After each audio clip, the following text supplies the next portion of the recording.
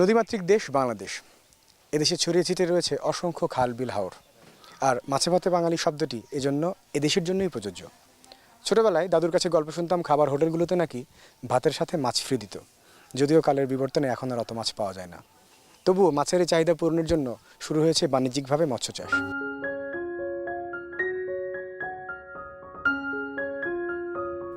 বাঙালির নামের সাথে প্রচলিত আছে প্রবচন, মাছে ভাতে বাঙালি। খাদ্য তালিকায় আমিষের বড় যোগান দিয়ে আসছে মাছ।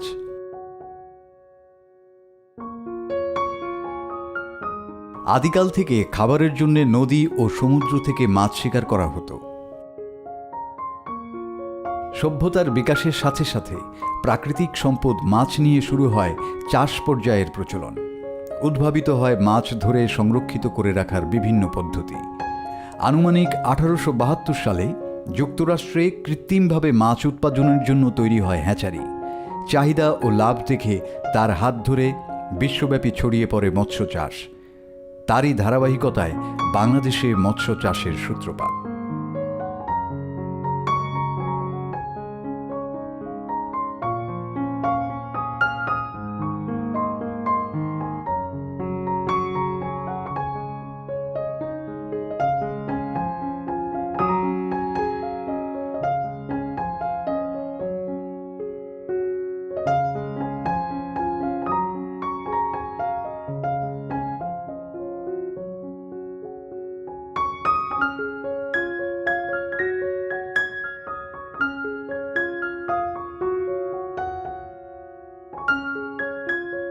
নিজেদের বেকারত্ব দূর করতে 20 জন বন্ধু মিলে 2014 সালের 1 জানুয়ারি শুরু হয় গোকুলনগর মৎস্য খামার নামের এই মৎস্য প্রকল্পটি।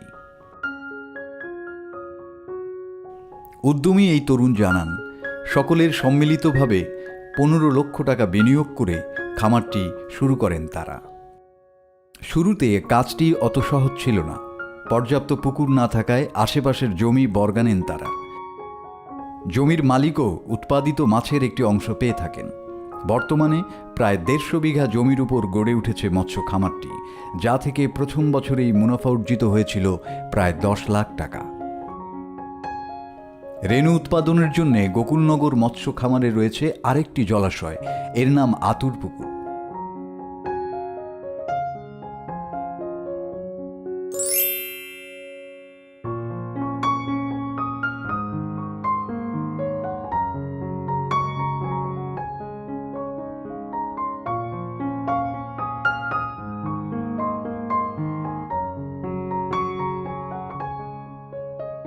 রাক্ষসে মাছ, ব্যাঙ, পোকামাকড়ের হাত থেকে পোনা রক্ষা করতে সার্বক্ষণিক 2 জন কর্মী নিয়োজিত রয়েছে এখানে।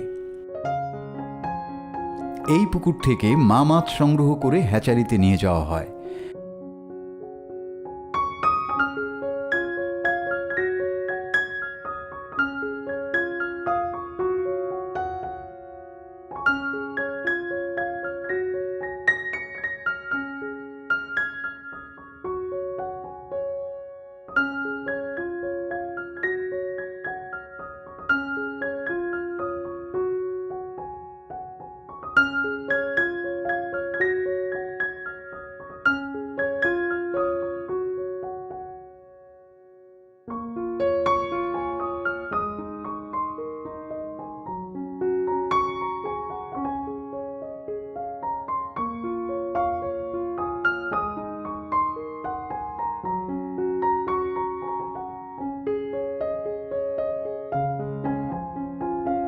সেখানে ডিম প্রসবের জন্য 8 ঘন্টার ব্যবধানে 2টি হরমোন ডোজ প্রয়োগ করা হয়।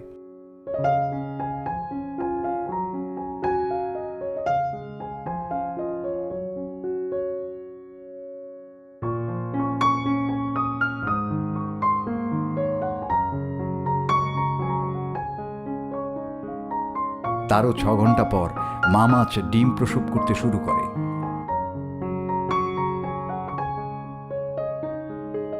এই বিশেষ বোতলে 36 ঘন্টা পর পোনা ফুটতে শুরু করে। পোনাগুলো ভিন্ন জলাধারে রাখা হয় খাবার এবং পরিচর্যার জন্য। ভালো জাতের পোনা সংগ্রহ নিশ্চিতকরণের পাশাপাশি আরেকটি ব্যাপার নিশ্চিত করতে হয়, সেটা হচ্ছে ভালো মানের খাবার। আর আজকে আমরা এসেছি ভালো মানের ফিশ ফিড সম্পর্কে জানতে।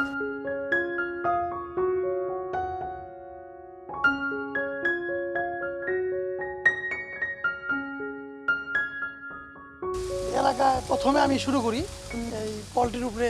আমার একটা চিন্তা ঢুকে যে আমি এলাকায় কৃষি কীভাবে বাড়ানো যায়, মাছের খাদ্য থেকে শুরু করে মুরগি, গরু, গাভী, বিভিন্ন খাবার বিভিন্ন ফার্মে বিভিন্ন রকমের উদ্বুদ্ধ করি এলাকায়। এই মিনি থেকে শুরু করে এখন মোটামুটি আমার ডেলি পার ডে 10-12 টন খাবার আমি সেল করি।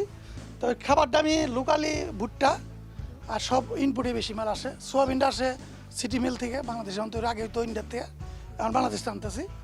আর আপনার অন্য অন্য মেডিসিন যেগুলো লাগে সব হলো বিভিন্ন রাষ্ট্রের, আমেরিকা আছে। আমাদের একটু দেখাবেন যে হ্যাঁ, কি কি এগুলো ভুট্টা গেল, এটা সোয়াবিন,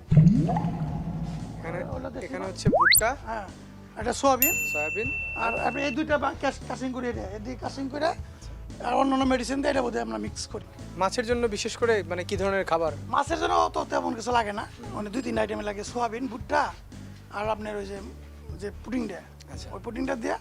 আর এটা কেউ মিথিলিন দেয়, ওই যে মেডিসিন আসারও। এইটার মানে আনুমানিক পরিমাণ কিরকম থাকতে হয় আর কি? পরিমাণ মানে 100 কেজিতে যেমন ভুট্টা হলো 50% দেয়, 60% দেয়, সোয়াবিন ধরেন 20%, আর অন্য গ্রাম ওখানে ধরেন কোনোটা আছে 500 গ্রাম 100 কেজিতে বা 50 গ্রাম। আচ্ছা, মোটামুটি আপনার কাছে কতজন এরকম চাষি বা মানে মৎস্য খামারি আসে? এখন তো অনেক ফার্ম বসে গেছে, ব্যবসা অনেকটা মন্দা ঢাল। একসময় তো আমি এলাকায় একলাই ব্যস্তাম, অনেক দোকান, অনেক বড় বড় কোম্পানি এসে গেছে। এখন আমার 50-60টা খামার আছে। আপনি মোটামুটি কতদিন থেকে এই খাবারের ব্যবসাটা শুরু করেছেন? আমার ব্যবসা 35 বছর মতো। 35 বছর? 35 বছর হয়ে গেছে। সবার আগে আমার আগে ওই ব্যবসা বুঝতো না, তো আমি করতাম চাকরি পরে আমার দেখা গেল ওই আমি কি করুম, পরে একটা হতাশা পড়ে গেলাম। পরে আমারই এক পাশে আমার গ্রামের এক বন্ধু, ওনার বাড়ি হলো ওই যে আপনার নতুন একটা বাড়ি করেছিল ট্যাঙ্গরে, ওয়ালে অনেক ফার্ম করছিল। উনি আমার আইডিয়াটা দেয় যে আপনি এই ফার্মে আসেন। পরে আমি আস্তে আস্তে এই ফার্ম শুরু করি, ব্যবসা শুরু করি। আমার নিজেরও ফার্ম আছে, আর আমি পাশাপাশি সবারই আমি এই এলাকায় বিস্তার করছি ফার্ম। ঠিক আছে, থ্যাংক ইউ ভেরি মাচ, আপনাকে অসংখ্য ধন্যবাদ আপনার সময় দেওয়ার জন্য। ধন্যবাদ, জানতে পারলাম অনেক কিছু। গোকুলনগর মৎস্য খামারে কাতলা, কার্প ও তেলাপিয়া সহ প্রায় 11 প্রজাতির মৎস্য উৎপাদিত হয়।